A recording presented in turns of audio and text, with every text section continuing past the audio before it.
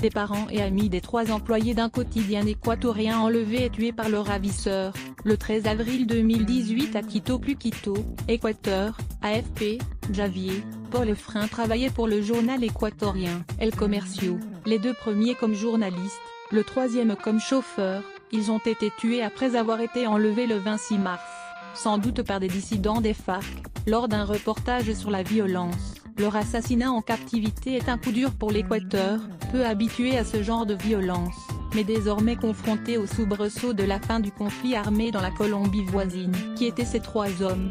Javier Ortega, reporter passionné, âgé de 32 ans, Javier Ortega a vécu, adolescent, à Valence en Espagne, où il a notamment travaillé chez un vendeur de glace.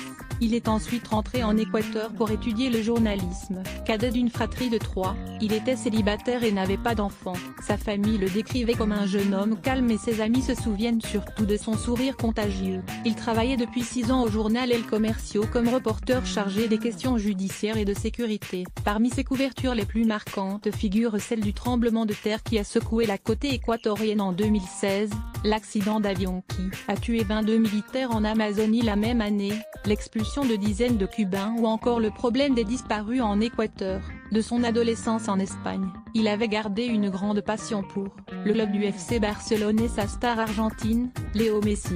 Chaque mercredi, il chaussait lui-même les crampons au sortir du travail. Il aimait le journalisme, il adorait lire et le cinéma, a raconté à l'AFP une de ses amies, Maria José Vela, qui a étudié avec lui à l'université d'Ortega, moins Paul Riva, photographe primé. Il allait avoir 46 ans le 25 avril. Le photographe Paul Riva était en couple et avait une fille de 15 ans. Collectionneur de vieux appareils photo, il a laissé de côté une carrière dans la publicité pour rejoindre le journalisme. Décrit par sa famille comme un homme sensible et plein d'humour, il avait hérité de son père la passion de la photographie, qu'il a ensuite transmise à sa fille. En honneur à son père, il a publié un livre regroupant des photos prises par les 2 hommes. Son reportage photo sur les familles des personnes disparues en Équateur lui avait valu le prix Eugenio Espejo, remis par l'Union nationale des journalistes, 1P, à Quito. Il avait aussi décroché à 2 reprises le prix Jorge Montilla Ortega, décerné par El Comercio, où il travaillait depuis 20 ans.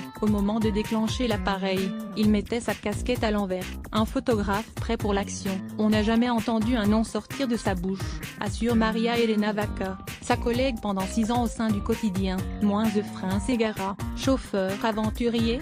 Efrain Segara, surnommé Segarita par les journalistes de El Comercio, avait 60 ans et était père de 2 enfants, dont l'un travaillait comme reporter au quotidien. Grand amoureux des animaux, à une époque il s'occupait chez lui de 12 chiens abandonnés. Ces dernières années, il avait adopté 2 chats et un chien. Employé depuis 16 ans par le journal, il avait pris le goût de la photographie. Dans son téléphone, le chauffeur à l'esprit aventurier collectionnait les selfies. Dans chaque ville où il se rendait, selon la famille, avoir un fils journaliste, c'était sa fierté, confie Maria Elena Vaca, qui se souvient d'un chauffeur minutieux et avec un grand sourire. Il avait aussi travaillé comme chauffeur dans un ministère et une banque, pour laquelle il avait conduit des camions blindés. Comme ses 2 collègues assassinés, il était fan de football. Son équipe, c'était le Deportivo Quito, désormais en 2e division, dont il affichait fièrement sa collection de maillots. Son travail au quotidien avec tous les reporters du journal lui a d'ailleurs permis, pendant des